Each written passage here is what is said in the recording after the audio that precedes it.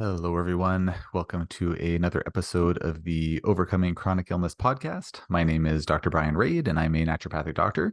And I am joined today by Dr. Bruce Hoffman. Dr. Hoffman runs the Hoffman Center for Integrative and Functional Medicine in beautiful Alberta, Canada. I believe they're based out of Calgary, which is a city in Alberta, Canada, for any non-Canadians who might not know that. And I've been looking forward to talking with Dr. Hoffman for a few weeks now. If you've listened to other episodes of the podcast, you may have heard the interview I had a few weeks ago. Geez, where's the time go? I don't know, 6 to 8 weeks ago, sometime around the summer or fall of 2023, with a nutritionist named Justine Stenger. Justine is works at the Hoffman Center for Integrative and Functional Medicine, and we had a great chat about a number of different topics, but primarily revolving around the use of certain phospholipids for treating different issues. So we had a great conversation, and then we were chatting about Dr. Hoffman's some of his Justine mentioned how he has certain approaches that are really quite inspirational and great, and I asked her to elaborate on that, and she said, you should really just talk to Dr. Hoffman, and you're straight from the horse's mouth.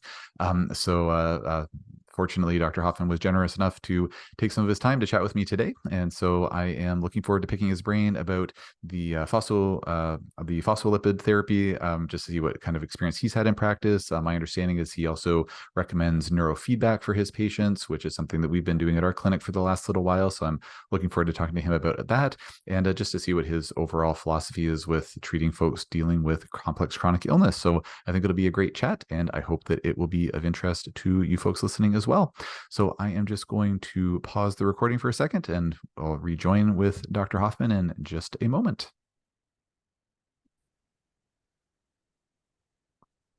All right, everyone. So I'm back now with Dr. Hoffman. Dr. Hoffman, thanks so much for joining me today. Hi. Pleased to meet you, Brian. Nice to meet you too. So Dr. Hoffman, I've got a bunch of questions for you. But before we get into the questions, would you mind just telling listeners how you got involved working with folks dealing with complex chronic illness?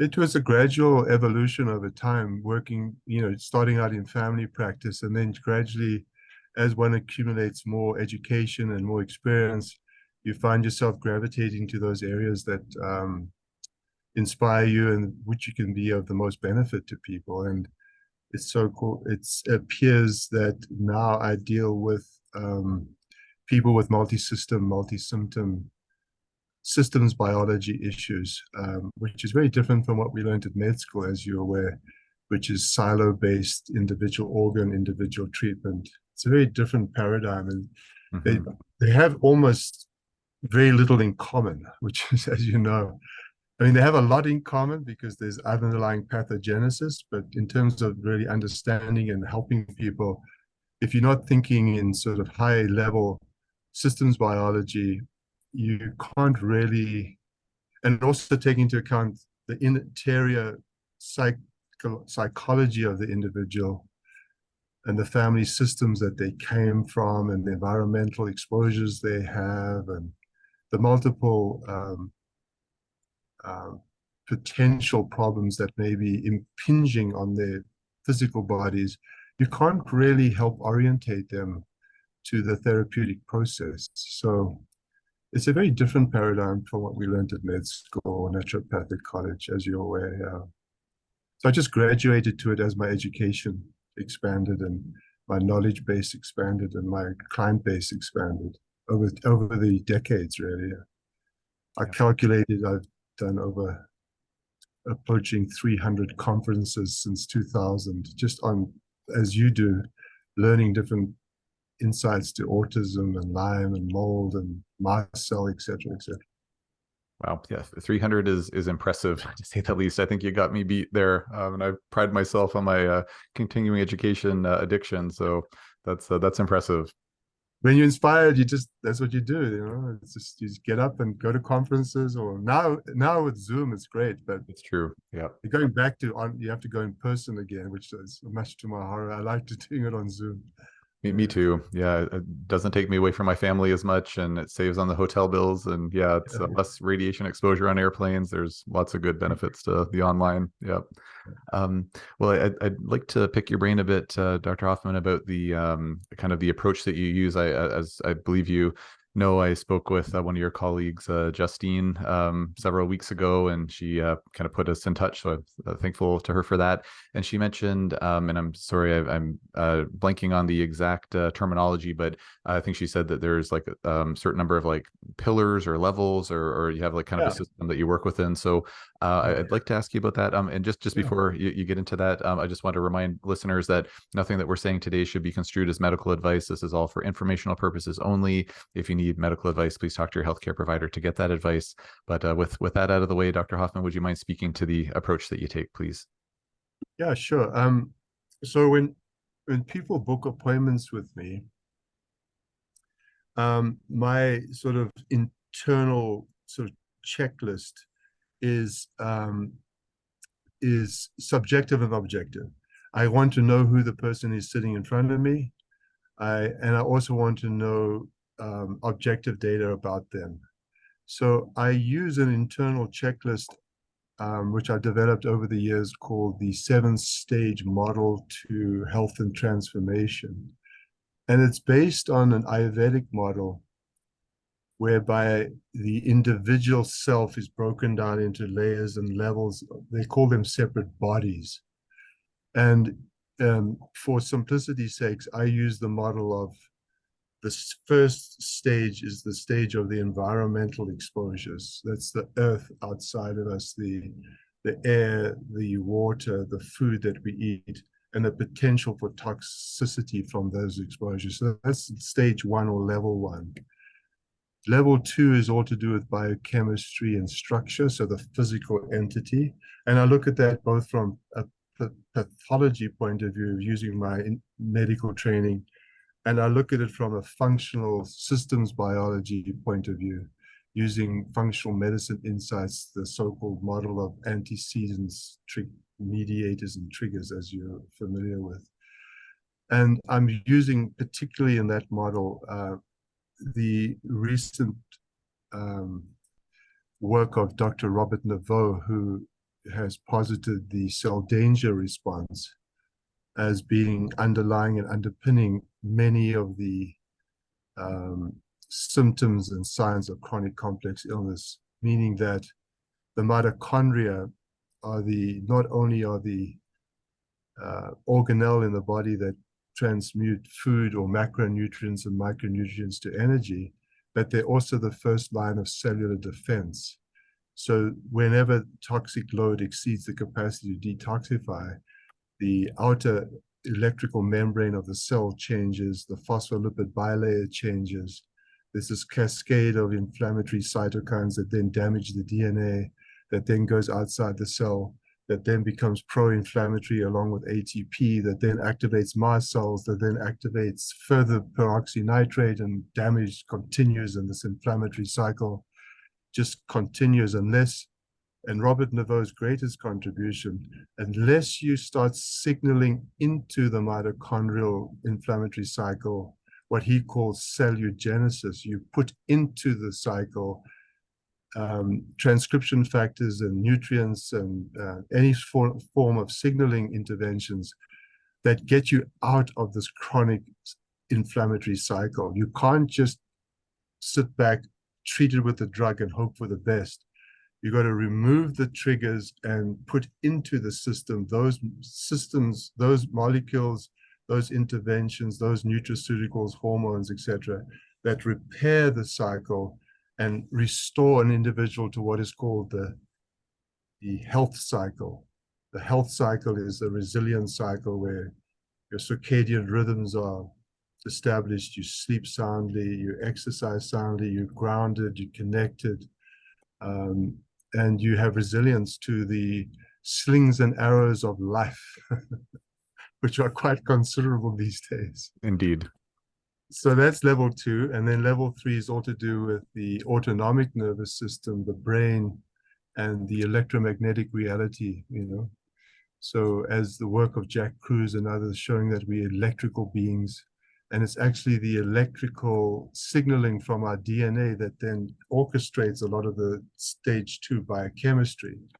And so it behooves us to be insightful as to not only our external electromagnetic exposures, but whether our own internal electromagnetic signaling is coherent or incoherent.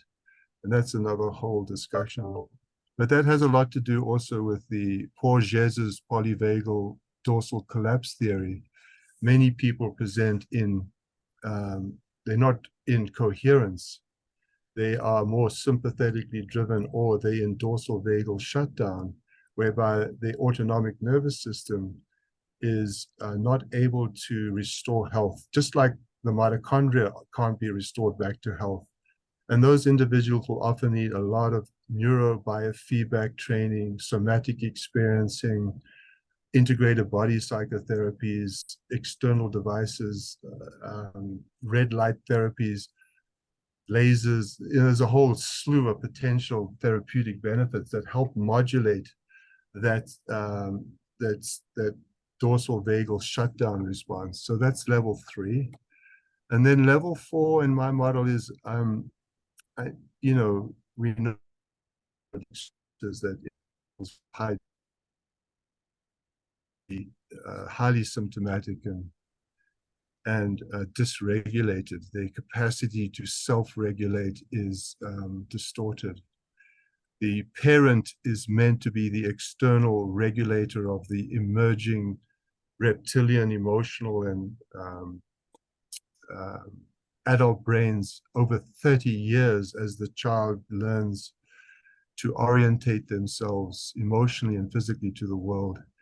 And if there's early developmental trauma, either neglect trauma or abuse trauma, the emerging prefrontal cortex of the child is dysregulated, and their ability to self-regulate gets severely incapacitated or dysregulated, leading to different attachment style problems and so forth and so on, personality disorders even. So I attempt to take a history of early developmental trauma. And if the person is dysregulated, and we see that through heart rate variability, we see that through QEEGs, and just taking a history, then one of the primary interventions that we do at our clinic is teaching them to self-regulate. And that is not easy. Neuroplasticity is quite a concept, and it's not done overnight, Mm-hmm. And so to change the way the brain is orientated to the world, and to change the default mode and network of the brain, it's a year at least of continuous practice, twice a day, continual somatic work sometimes. And now with the emerging psychedelic therapies, often we have to use those in order to short circuit the part of the brain that's habituated to the old patterns of behavior, not only to address trauma, but then to go and address spiritual yearnings. And there's a whole discussion around psychedelics, which is very exciting, and which we can talk about maybe later. For sure. And then level 5 is all to do with ego development and the ego development of the first half of life, and the internal dialogue and the defenses we have, the operational sense of the self. And I really want to know, when I'm sitting in front of a person, is that capacity to be resilient, resourceful, how present is it, and how resistant is it? We get many people highly intellectual, highly resistant, highly defended, and that individual is impenetrable. And you can't work with them at the lower levels because their defenses are so rigid and defended. So one has to know what defenses are there, what the internal dialogue is, and how ready they are to make changes. And one has to adjust one's own internal state to try and meet them where they are. Often, people with adverse childhood experiences project onto you any unresolved issues they have with mother and father.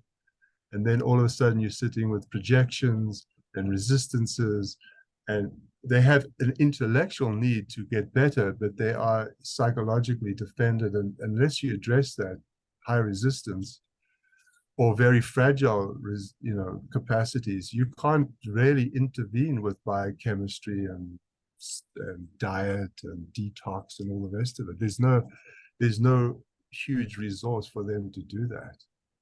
So you have to help them build that capacity of resilience, which can be in and of itself a year's worth of work before you get to treat the mold and the Lyme and everything else.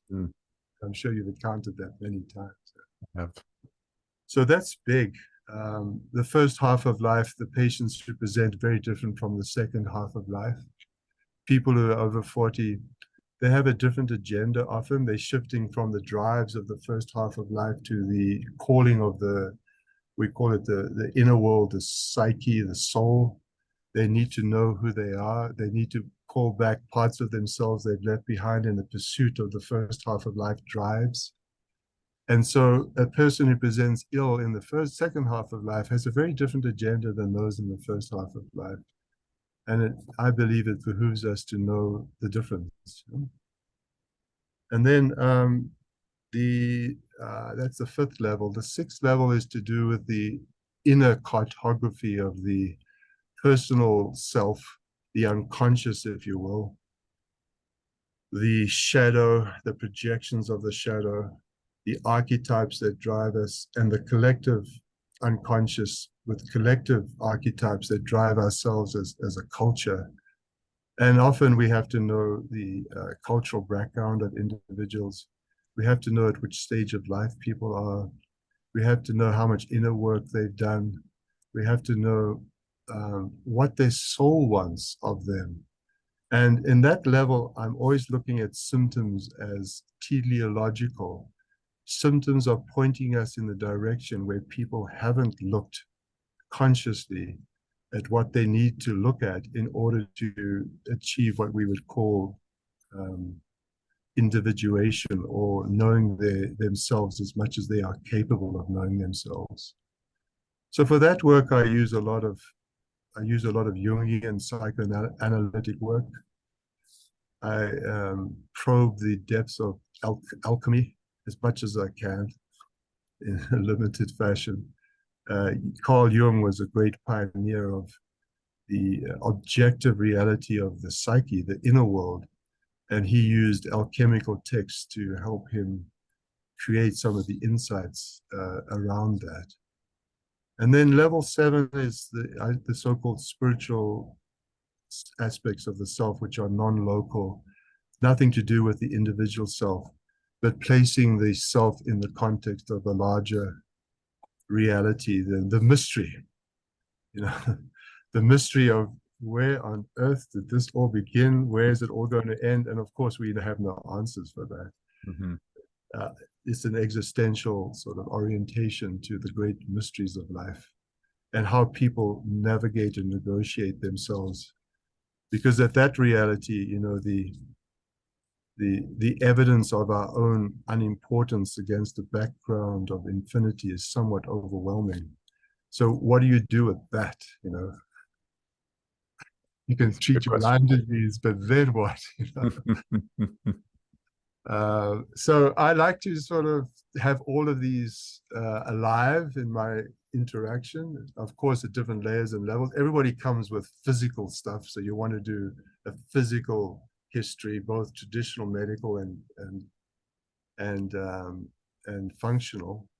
Mm-hmm. But of course, the key cardinal feature of all successful outcomes is whether or not you can establish an empathic limbic resonance with the client, with the patient.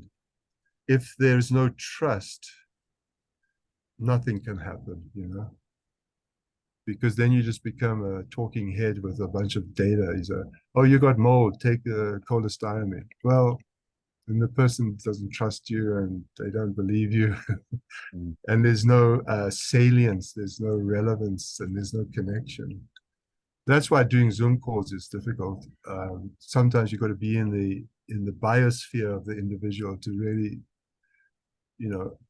see them and look at them in the eyes and make eye contact. And Porges's great contribution of the polyvagal theory was the upper ventral vagus is all to do with trust and to do with the eyes and the tone of voice and the smile. And when a good mother looks at the child, that's all active. You smile Mhm. and there's the twinkle in the eye, the gleam in the eye. That establishes safety in the world. And if a child doesn't have that, and you don't have that as a therapist because you're a surrogate parent, the healer doctor is a very parental archetype.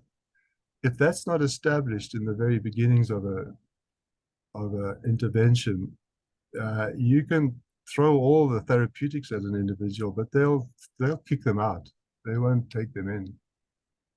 Well, that's what my belief. That's what I work with. I mean, Mhm.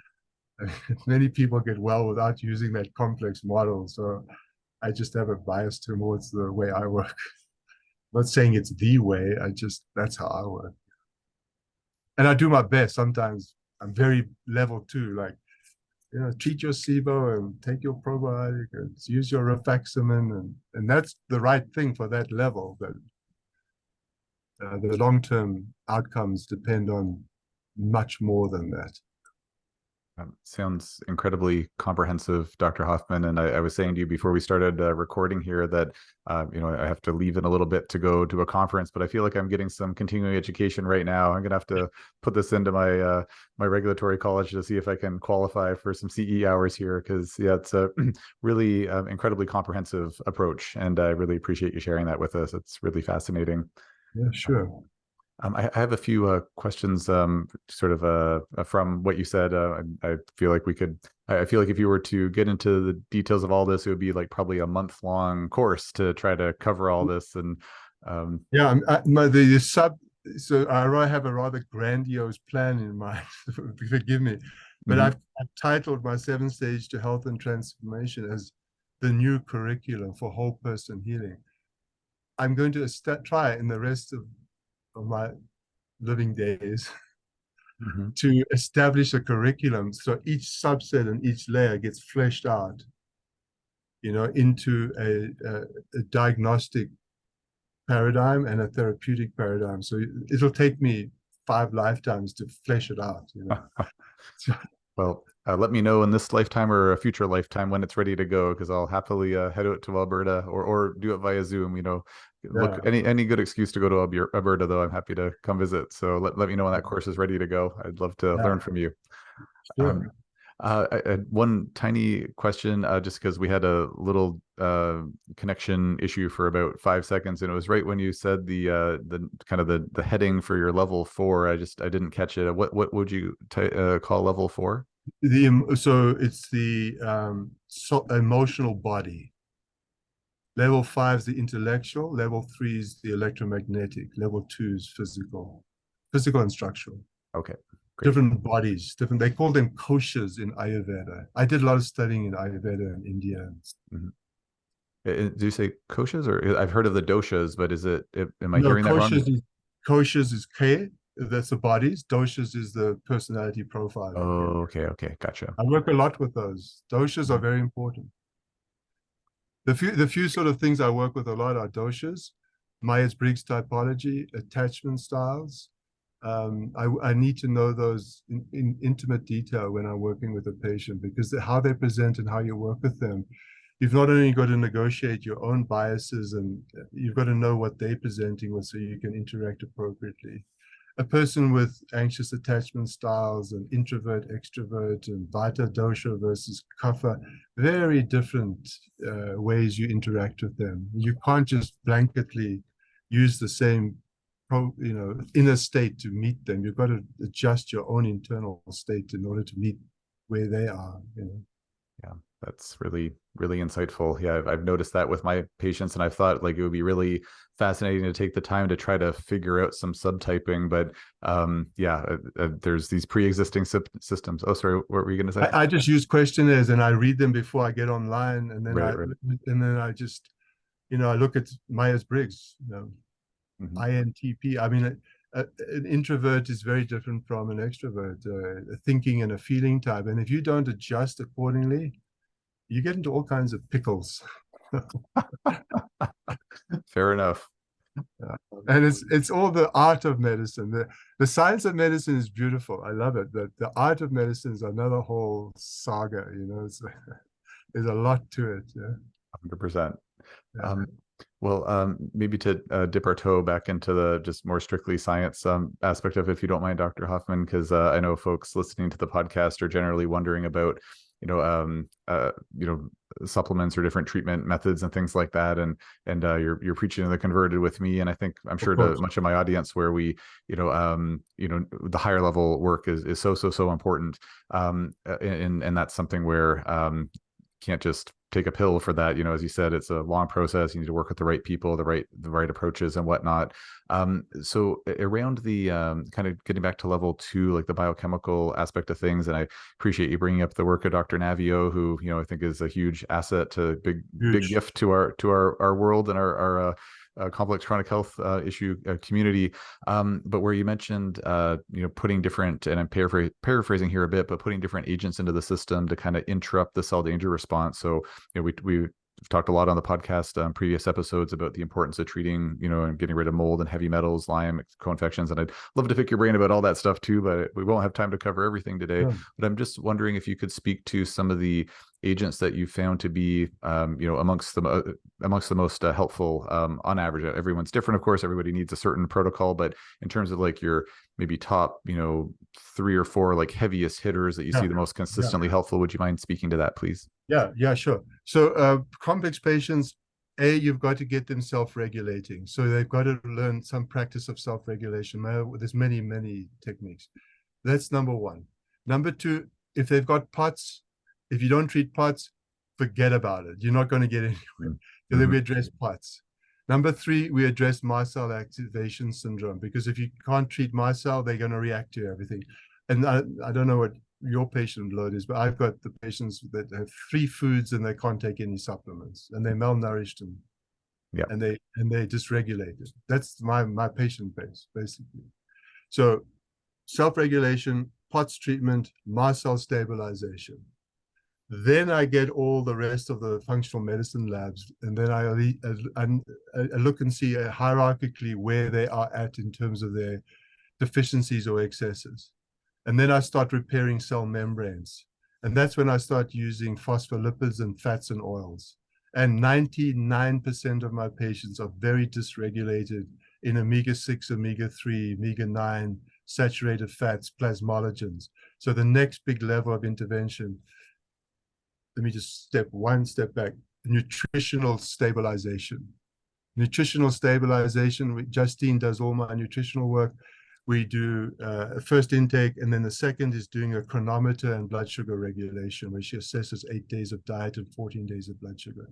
If we don't get the macro micronutrients in the food stabilized, forget, I won't work with the patient. You can't. It's impossible. Mm-hmm. So we do nutrition, then we do interventions, and we use phospholipids and fats and oils. We use tons of different oils, but we titrate it against the deficiencies and excesses on the lab testing.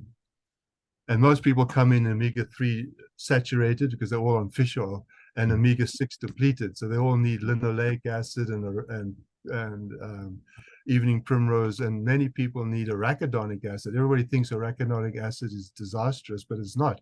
If you don't have enough arachidonic acid, which we get from egg yolk, which many people can't take because they're mast cell active, then you're not going to stabilize the immune system and the prostaglandins, etc. So then it's fats, and then it's all the rest, all the nutraceuticals that we use.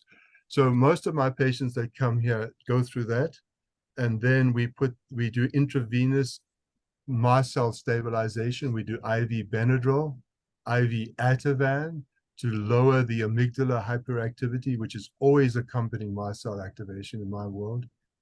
And then we start to put on the foods and supplements so that they're not so mast cell active. So we do IV Benadryl, IV Ativan, and then put on the rest of the nutraceuticals and try and add more foods over time. And it's a long process. It's 2 steps forward, 1 step back. They're highly complex and highly reactive individuals. I don't touch them. I don't touch the Lyme disease until 6 months in. Don't go near it. Mm-hmm. Don't go near it. Just because people will react, like flare up too badly, or what's the You reason? can't go treating Lyme disease when your basic architecture of the basement of the individual is rotten. Not rotten, that's a horrible word. Is defective or insufficient. There we go. That's a good You one. can't. Yeah, you can't. And don't go putting people on cholestyramine when their lipid uh, content is low. When their fat content is low and you go and put cholestyramine, a binder on for mold, you just made them worse. They'll crash in front of your eyes Hmm. because you're absorbing their lipids, which they need for cell membrane integrity. Right. Yeah. Dr. Hoffman, would you mind just circling back a bit? As I haven't had any other guests previously talk about my cell stabilization. Would you mind just fleshing that out a bit more, just explaining what's that about? And Oh, uh, cell membrane medicine. I think you said the my cell stabilization. Oh, that's my South African accent. Okay, is it me cell? Mast cell, Oh, mast mast. cell. Okay, my apologies. I thought you were talking about me cells. And I was like, oh, okay, that's okay. That makes a lot People more always say, sense. "What? What?" It's like I've never heard of me cell stabilization. Tell me more. Okay, my apologies. I've Mast several cell, South mast. African patients, and I love their accents. It's always it's one of the best ones out there, I think. But yeah, sorry, my apologies on that one. Okay, Mast cell. mast cell. Everybody's got mast cell overactivity, Indeed, indeed, yeah. and it's a big problem. And I work with Dr. Afrin's group, and there's a group of us, about 300 of us, who constantly in email exchange. We call ourselves the masterminds, and so we use a lot of mast cell stabilizing. Reducing histamine foods. B, using nutraceuticals, but I use pharmaceuticals very liberally to stabilize mast cells, IV and orally. H1 blockers, H2 blockers, leukotriene inhibitors, chromalins, mast cell stabilizers. You've got to whack-a-mole that to get anywhere because they just sort of react. And then Mhm. you've got to calm down the amygdala, which is also reacting. Their fear-based response, their lack of trust. They just don't trust themselves. They don't trust their bodies. They don't trust the medical system because it's failed them. They got medical PTSD most of the time. Yeah, so They've often. gone to the ER and said, I've got this. And they say, no, it's all in your head. Take a SSRI. Yeah, It's ubiquitous everywhere. very very sad. Yeah. Really sad. I'm curious, Dr. Hoffman, just with the Benadryl, like Benadryl is one of my best friends when it comes to working with mast cell stabilization, and I recommend that quite liberally. But I'm just not familiar with IV Benadryl, and I'm just wondering if you wouldn't mind speaking to, like, is that just quite a bit faster acting or more effective when the oral form doesn't work, or is it because there's no preservatives in that one, or versus like all the red dyes and everything in the normal Benadryl? What's the advantage of the IV? Well, the oral mast cell stabilizers all need to be compounded. You can't go and get them off the shelf because of Sure. all the excipients, they just react.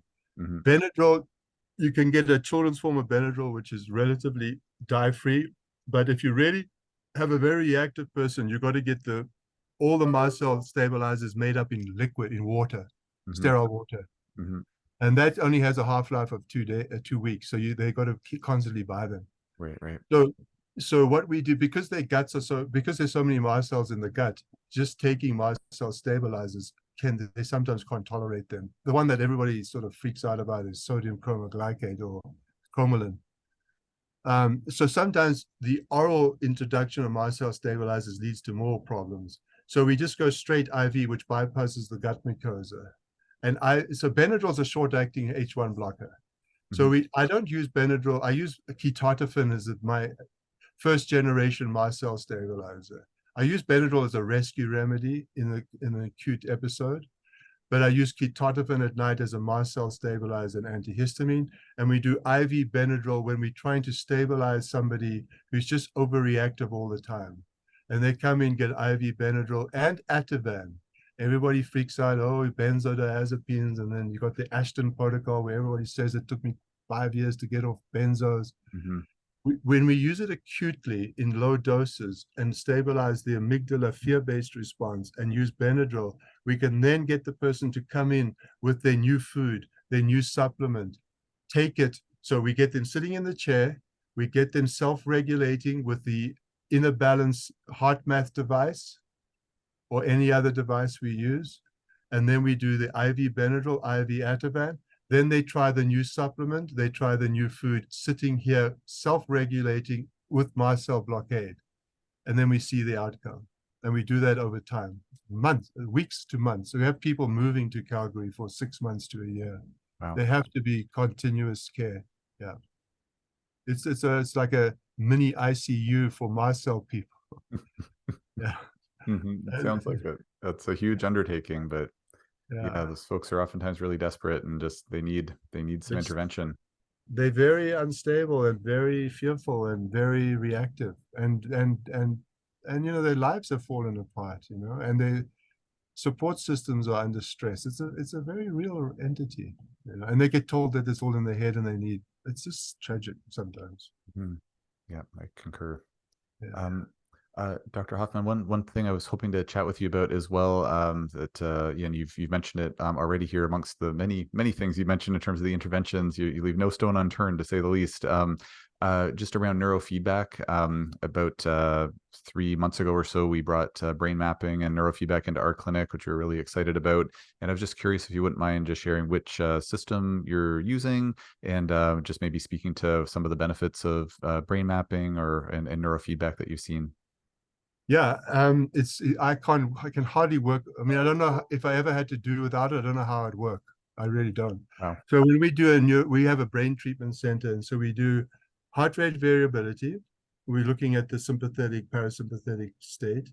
We do a stress assessment, which is it's sort of a biofeedback stress assessment, looking at different parameters of how the body reacts to mental stress in terms of respiratory rate, muscle tension, sweat response, etc. So that's number 2.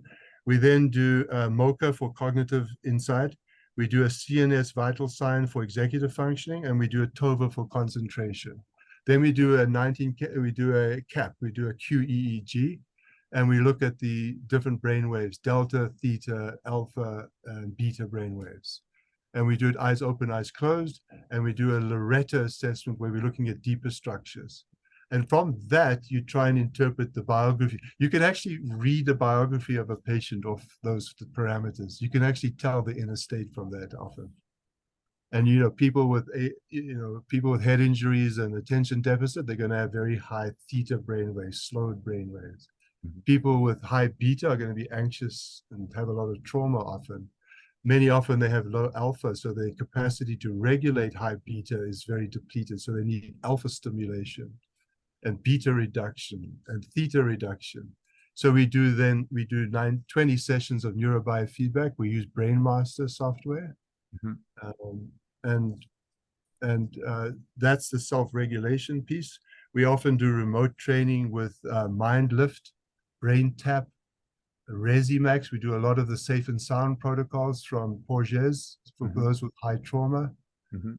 We just do different protocols for different needs. And again, assessing the needs of the individual, the capacity to afford it, the capacity to do it, the resilience of the patient, the resources. Some people are just too exhausted, they can't do much. And so we have to titrate it according to the capacity to do it. Yeah. We try our best anyway. As you said, it's an art form. It's yeah, constantly change. You can't be dogmatic. Mhm. You can't be too self-righteously.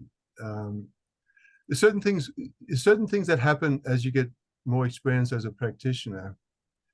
Your gratitude and love for the patients grow. You don't see them as all sick. You see the healthy parts of themselves, but you do get a certain certainty about certain things. And it's not a dogmatic patriarchal imposition of certainty. It's just a certainty.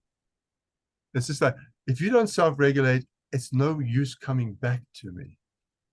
If you don't treat your POTS in this way and submit your 10-minute lean NASA test to me before I get on the line call with you, it's not worth you doing the call. That's not arrogant patriarchy. That's just certainty. And I think that's a cardinal pillar of healing. Now you've got to be ready to step back from that when they come and say, oh, well, my child was in hospital, I couldn't do it. Okay, fine. Mhm. So forth and so on. But you try and put down certain parameters to stabilize the system. And if you don't build a hierarchy of stability from the bottom up and the top down, you can't really intervene in that system. You've got to establish certain criteria for progress and be certain of it, but be ready to change. You've got to be flexible and certain at the same time. So quite the dichotomy, and yeah, it's good to not be rigid, to say the least. Maybe circling back to the POTS, actually, which you kind of mentioned with just the example there with the lean test and everything. I'm just wondering, when you have a patient with POTS, are you primarily relying on pharmaceuticals to help regulate those symptoms, or are there Yeah, non-pharmaceutical things that are helpful? hierarchy again. Salt, 2 teaspoons a day, 3 liters of water on average, but we do the bioimpedance looking at their fluid content, their inner and outer state, and their cell, this phase angle. We look at their muscle mass to look for protein intake. Mm-hmm. So generally speaking, 2 to 3 liters of water every day, 2 teaspoons of salt every day, salt sticks, electrolytes, stockings, 25 to 30 millimeters of mercury pressure, licorice root extract, adrenal cortical extracts. First, that's the first line. If that doesn't work, we jump to midodrine, fluorinep, and then we start stepping it up accordingly.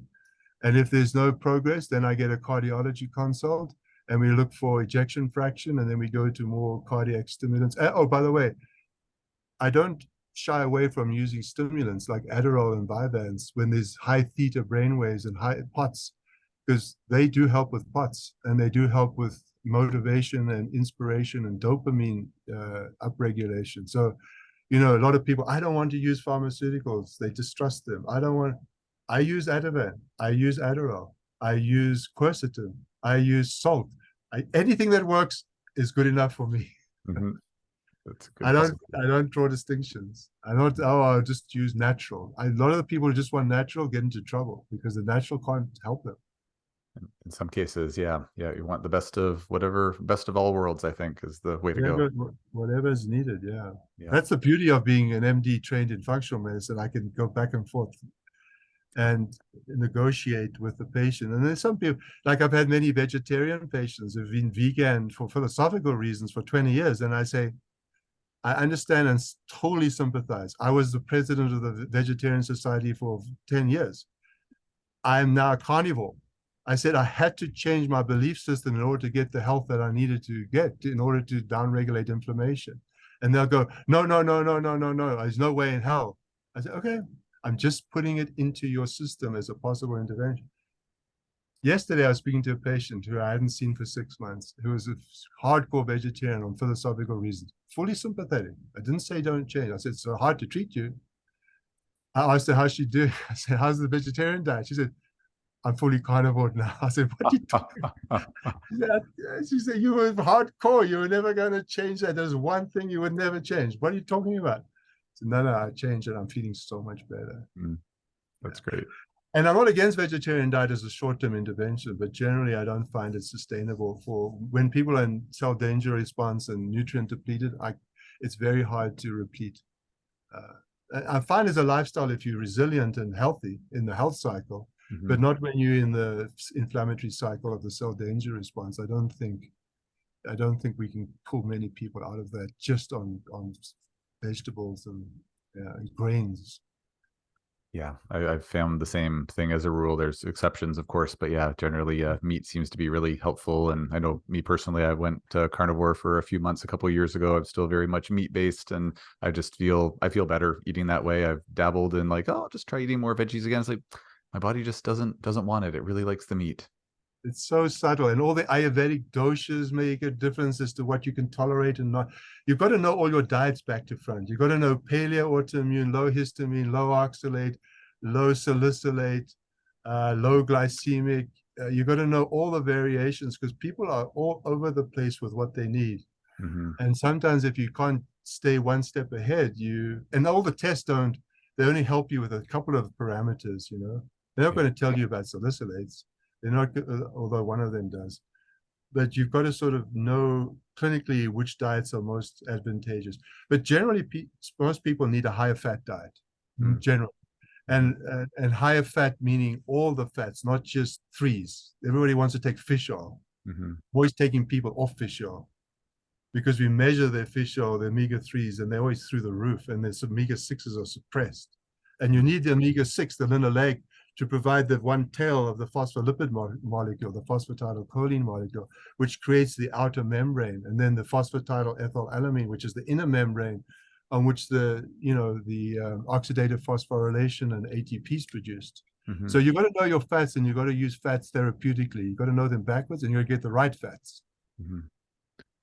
Actually, on that note, Dr. Hoffman, if you don't mind my asking, I had a session with Justine, kind of like introducing me to the Body Bio products and the test profile that they offer through their clinic or through their company in terms of their interpretation. And I'm just wondering, based on your clinical experience, is it if say there was a patient who said, I really don't want to spend the money on the Body Bio testing profile, just want to take the the Body Bio PC, for example, just take that, maybe take some more omega-6s, is there, would you say that it's like it's overwhelmingly better to do the labs and get the specific numbers, or can you kind of just feel it out through like, oh, I'm going to put you on the things that people usually need, like the phospholipids, the omega-6s, and would that help 80% of people? Maybe they don't need to necessarily do the test. I'm just wondering what your experience has been with that. So, Brian, I've stopped doing that. I stopped just guessing and hoping for the best. I just won't do that. It stresses me out. I don't know. Fair enough. It's Fair like, enough. so you do this and that happens, and I need a roadmap. Mm. So the greatest criticism I get is, oh, you cost so much. I don't cost so much. Your labs that I need in order to interpret your biochemistry cost a lot, but that's your fate. I'm just helping you. I need to measure, because if somebody comes in with arachidonic acid of minus 170 and a lipid profile of minus 225, that person's not recovering until you've repleted their lipids, which takes 4 to 6 months at best. Mm. So you need to measure those things. You can't guess them. Mm-hmm. I don't guess anymore. I won't work like that. It's too stressful. Mm-hmm. You've got to measure to manage. It's old cliche. It's true. Okay. And you need a lot of tests. I do at least 12 to 15 baseline. Food, gut, nutrients, fats, mitochondria, autoimmune markers, brain autoimmune markers. And if I need to, Lyme workup through, I use not just Almond Lab, T cell, ELISpots. I won't do that. I will need IGeneX antibody testing, both. Mm-hmm. And mold. Everybody comes in with a mold mycotoxin test. I got mold illness because I've got, ochratoxins in my urine. No, you don't. Do you fulfill the criteria for mold illness based on Shoemaker's original? You've got to fulfill exposure. You've got to fulfill the cytokine testing. You've got to be positive on the questionnaire. You've got to fail the VCR test.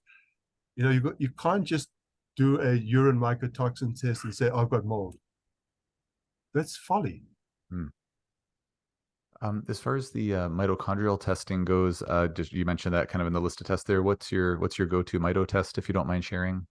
IGL, Germany. Oh, okay. Yeah. I can't work without it. Like I can't work without a QEG. I can't work without IGL. Wow. Yeah. It's the basis for everything I do. The IGL has given me the capacity to clinically work with Robert Naveau's research. Mm-hmm. It's the clinical application of Robert Naveau's work. Mm-hmm. It's got like 300 parameters and algorithms of what you need to do. Great. Is he affiliated with that lab, or is it just a happy coincidence? I don't know. And I asked Justine the other day, she said, do you know if Robert knows about IGL? She said she doesn't know. I don't know if he does. Hmm.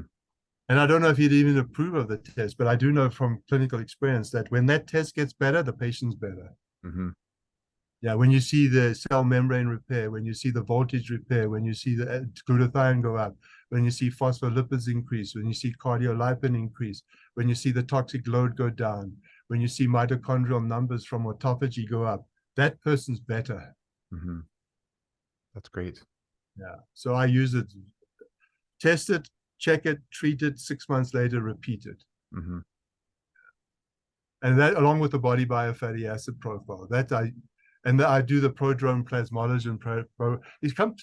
Some people come in with minus, like nothing. for plasmalogens, which are the intracellular production through the peroxisomes of the fats that are necessary to balance inflammation, and myelin. Mhm. So I use those extensively. Yeah. And I can't do without them. And we have to turn people away because they can't. And it's a tragedy. I don't know how to solve the problem. I'm waiting for an angel investor to say, here's a $10 billion. Patients can come. That sounds nice. If I hear of any, I'll pass them your way because it sounds like a good investment. Um, Somebody out there is going to have an altruistic bent for integrative, holistic, functional medicine. I don't know. that There would be must be nice. somebody. That would be nice.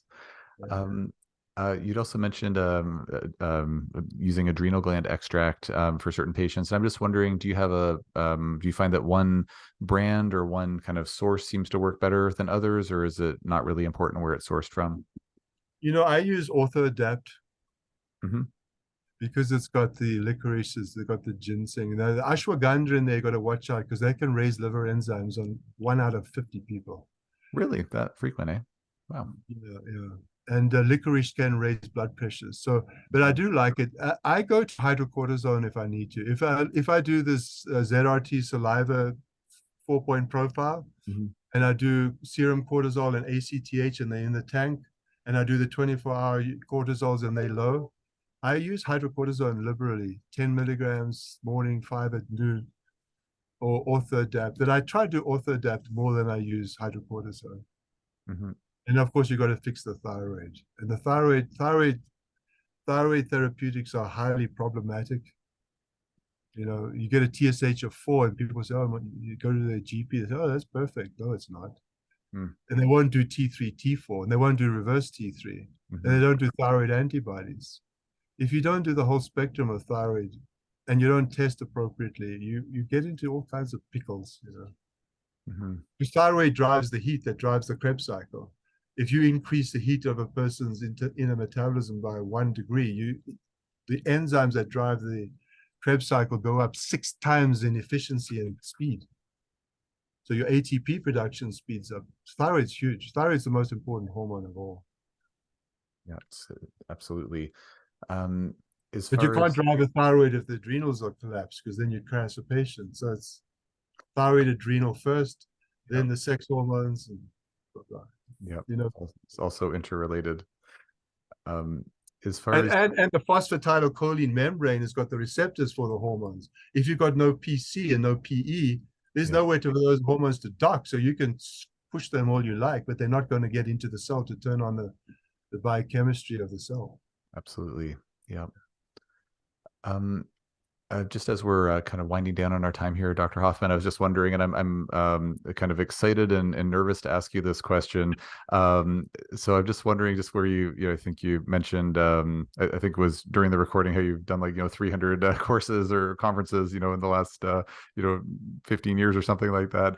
I'm just wondering what's on your radar right now for like kind of new frontiers that you're excited about. What are you kind of like? What's recently in the last few months kind of come across your desk or your computer that's kind of got you excited or interested? Well, that's a difficult question because I've got different layers and levels. I only think in layers and levels. I've got a one-track mind. Hmm. So at level 2, I do the TFIM conference all the time. Yeah, it's a great one. I do the ICAI conference. Yep. Uh, I'm not going to the environmental medicine conference. IFM, I haven't gone to for a while. A4M, I haven't gone to for a while. I Hmm. just pick and choose where I want to look at biochemistry. Oh, I Hmm. do a lot of the peptide for seeds conferences too. Hmm. And I'm trying to just, because we can't do stem cells in Canada. I'm having to learn stem cells by going down to Mexico and learning stem cell Oh, exosomes. okay. Yeah. So that's level 2. But my real love is art and alchemy, Very level nice. 6.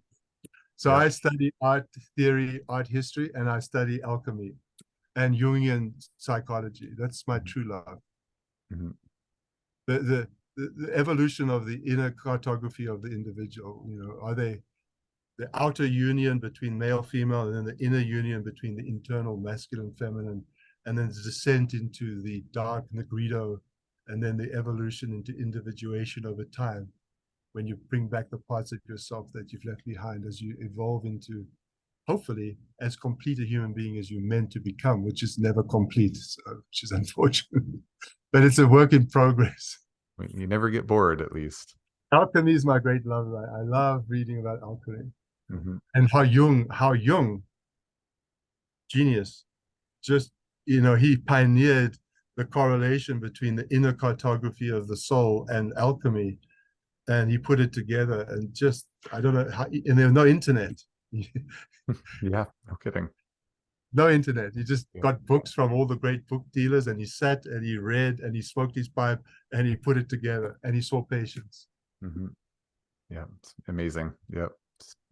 Standing on the shoulders of giants. It's a beautiful thing. He was a genius. He is one of the pioneers. He's one of the greats. Mm-hmm. I think Robert Naveau is going to turn out to be one of the greats too. I don't doubt it. Yeah. Um, well, Dr. Hoffman, thank you so much for taking the time to chat with me today. Just before we Pleasure. wind down our conversation, would you mind just sharing with, well, I know we spoke, I was going to ask you to share with listeners how they can access you and whatnot. I know before we started recording, you mentioned you don't really have all that committed to memory. So I got to, go ahead. Sorry. No, my staff will send, my website is Mm-hmm. hoppencenters.com Mm-hmm. and the rest I don't know, but my staff will send you the details. They have it on they have it on the slide. Perfect. Well, I will. I'll post, as I said earlier, I'll post that all in the show notes. And if you're folks watching this on YouTube, it'll be in the comment section below. So just our video description below, I should say. So we'll post that information. And also for any non-Canadians or non folks not from the UK listening, Center is spelled the Canadian way, RE, not ER for Center. So for hoffmancenter.com. But Dr. Hoffman, before we wrap up, was there anything else that you wanted to share? Oh, please go ahead. Yeah, there's just one thing. If people inspired by that sort of model I use, if you go onto my website and scroll down, there's a video ICEAI lecture I did a few years ago, and I go into more detail on the 7 levels, hour and a half PowerPoint where it's all set out if they're interested. And if Wonderful. they're truly interested, they go on my website and there's a 6-hour course that I did. But the 1.5-hour lecture is a concise summary of that model I use. Wonderful. Great. Well, thank you so much for your time today, Dr. Hoffman. I really appreciate all of your wisdom. I really appreciate the approach that you take with your patients. Very, very inspirational. And I really thank you for your time today. No, thanks, Brian. I look forward to, I just looked at your website and I saw, oh, that's everything I do. That's everything I do. That's everything. I'm going to look at your website and see what you're up to. So thanks, Brian. Thanks for the interview. My pleasure. Thanks so much, everyone, for your attention today. I hope you enjoyed this episode of the Overcoming Chronic Illness podcast. And we'll leave it there. And please stay tuned for the next one. See you.